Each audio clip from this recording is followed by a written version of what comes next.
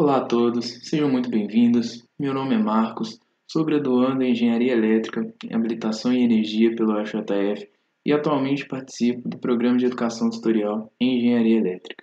Dando continuidade ao nosso curso básico de Oficina de Instalações Elétricas, hoje nós iremos falar sobre acessórios e ferramentas que são imprescindíveis em trabalhos com instalações elétricas. Aqui temos um breve sumário do que será dito nessa aula. Nós iremos falar um pouco sobre os acessórios, que são os materiais e equipamentos encontrados em instalações elétricas. Nós iremos falar dos condutores, interruptores e demais acessórios. E também nós falaremos sobre ferramentas que são imprescindíveis para os trabalhos com instalações elétricas.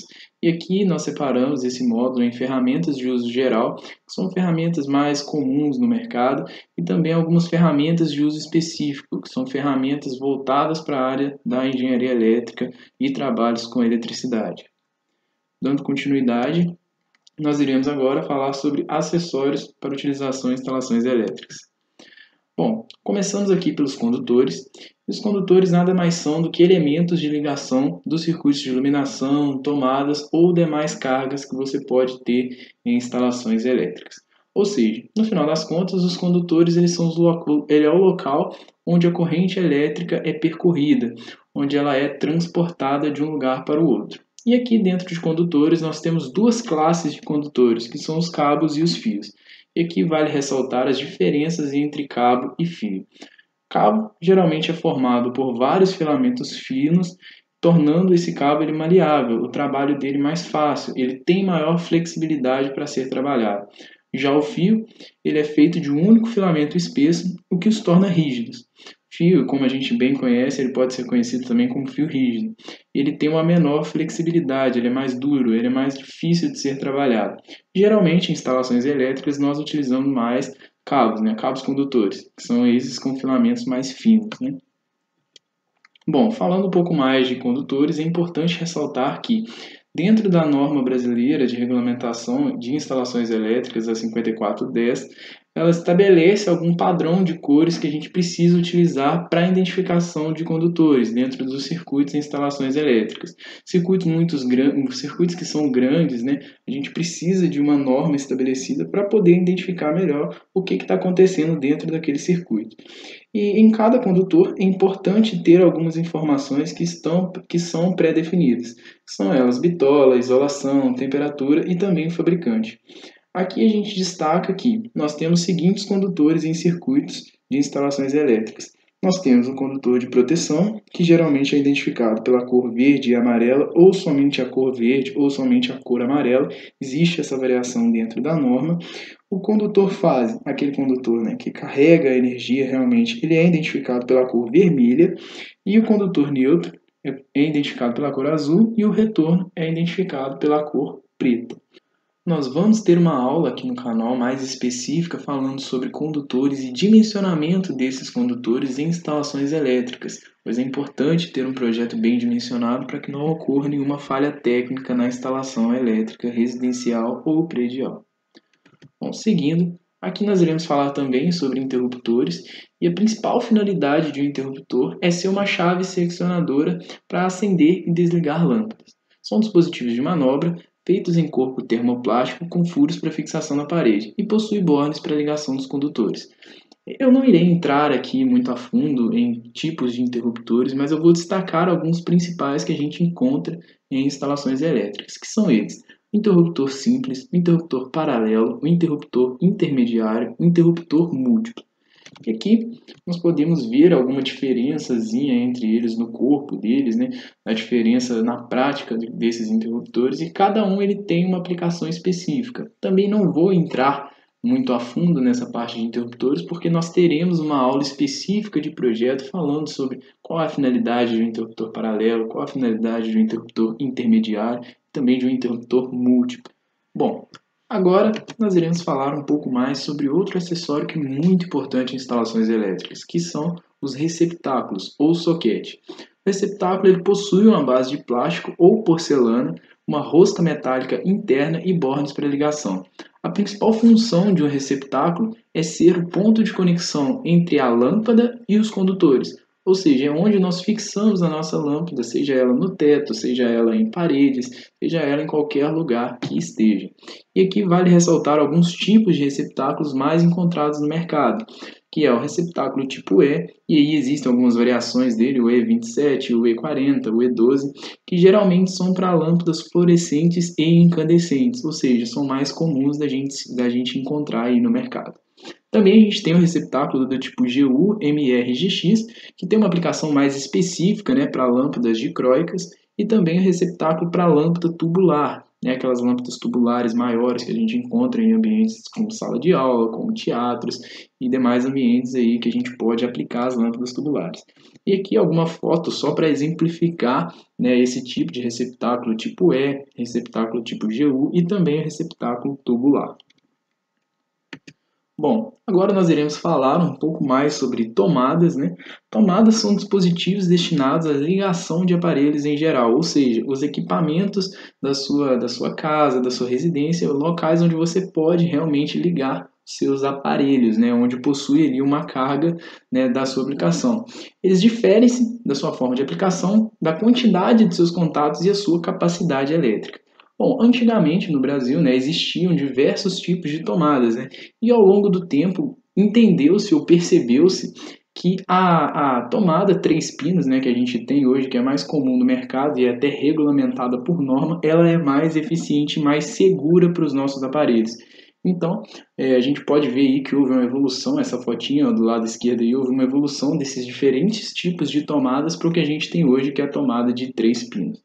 E bom, a principal finalidade das tomadas é realizar a conexão de aparelhos com eletricidade com segurança e facilidade. Aqui vale ressaltar que a segurança é muito importante, foi um tema, né, muito debatido ao longo dos anos, esse terceiro pino aí, que é o de proteção. Bom, as tomadas elas podem ser fixadas em parede ou piso e suportam um valor de corrente elétrica, ou seja, esse valor de corrente elétrica ele é indicado também nas tomadas e geralmente ele é de 20 amperes ou pode variar de 30 amperes, isso aí depende muito da aplicação, se ela é uma tomada de uso geral ou ela é uma tomada de uso específico, que vai ser mais esclarecido também naquela aula que eu mencionei de projeto. E existem diferentes tipos de tomadas para instalações, né, que determina também a função da tomada. Existem, por exemplo, tomadas trifásicas, tomadas que existem mais fases que são específicas, né? Mas isso são mais para algumas aplicações industriais, né? Em residências a gente vai encontrar essa tomada aí de 3 pinos. Outro acessório muito importante dentro de instalações elétricas residenciais são os eletrodutos. Eletrodutos são tubos de metal ou plástico, rígido ou flexível, com a finalidade de conter os condutores elétricos e protegê-los, ou seja, tem a finalidade de transportar os condutores de um ponto a outro. E também eles têm que ser resistentes a umidades, ácidos, gases, choques mecânicos, enfim, eles têm que ser bastante resistentes para poder transportar os condutores. Os tipos mais encontrados em instalações elétricas residenciais são os eletrodutos flexíveis, esses corrugados amarelinhos, né, geralmente feitos em PVC, e também o eletroduto rígido, né, que são mais utilizados em ambientes externos ou também para piso. Bom, dentro dos eletrodutos existem alguns acessórios para você utilizar os eletrodutos também. Bom, e aqui a gente vai destacar alguns acessórios que são imprescindíveis aí para trabalho com eletrodutos, que são as luvas, buchas e arruelas. As luvas elas possuem a finalidade de emendar os eletrodutos. Aí você fala, Marcos, mas poxa, eu posso emendar eletrodutos? Bom, não é o indicado. O bom é que os condutores, né, eles estejam passando por eletrodutos que não tenham nenhuma emenda, ou seja, que eles são contínuos de um ponto a outro. Mas caso seja necessário fazer alguma emenda, é importante que você utilize uma luva ou um material assim que tenha essa finalidade de emendar os eletrodutos. Bom, e aí vale observar o comprimento dos eletrodutos para fazer essa conexão e ter o mínimo de 2 centímetros para dentro dos eletrodutos para uma boa conexão. Bom, e também a gente tem buchas e arruelas, né, que protegem o isolamento dos condutores, né, e geralmente são utilizadas em condutores rígidos, né, que são expostos aí ao ambiente. E existem diferentes dimensões, né, vai de acordo com o eletroduto que você está utilizando. Também outro acessório dentro de eletrodutos, né, que pode até ser considerado um tipo de eletroduto para fazer algum tipo de extensão ou também algum outro ponto de carga que você deseja colocar, são as calhas. que são canaletas de metal ou algum tipo de material sintético, que é utilizado para conter os condutores elétricos, né? E protegê-los também de umidade, ácidos ou choques mecânicos. Bom, um outro acessório aí muito importante em instalações elétricas são as caixas de passagem, né? E aqui vale ressaltar a importância delas porque são pontos de conexão de circuitos na nossa instalação. Em todas as extremidades dos eletrodutos em que há entradas e saídas ou emendas de condutores devem ser utilizadas caixas para receber esses pontos de ligação.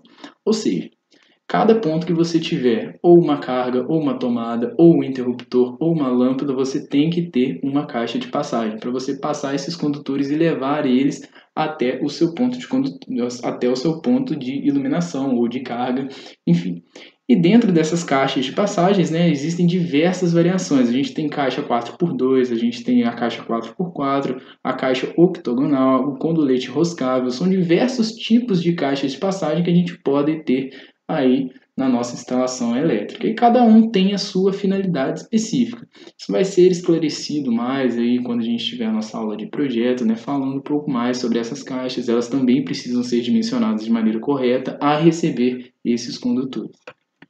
Bom, e aqui um exemplo final para a gente finalizar. Só uma casa assim bem básica mesmo, bem a título de teórico assim da literatura que a gente tem em instalações elétricas, alguns materiais, né, dentro de instalações. A gente pode observar que a gente tem uma caixa de derivação octagonal 4x4, a gente tem ali alguns condutores levando aos pontos de conexão, também algumas caixas de derivação. Pois bem, chegamos ao final dessa aula. Hoje nós falamos aí sobre os condutores encontrados em instalações elétricas. Se você gostou, já curte aí, comenta aí embaixo o que você achou desse vídeo, se você teve alguma dúvida. Também compartilhe com seus amigos que querem entender um pouco mais sobre instalações elétricas ou que querem até mesmo entrar aí no mercado de instalações elétricas residenciais. E terminamos esse primeiro módulo sobre acessórios.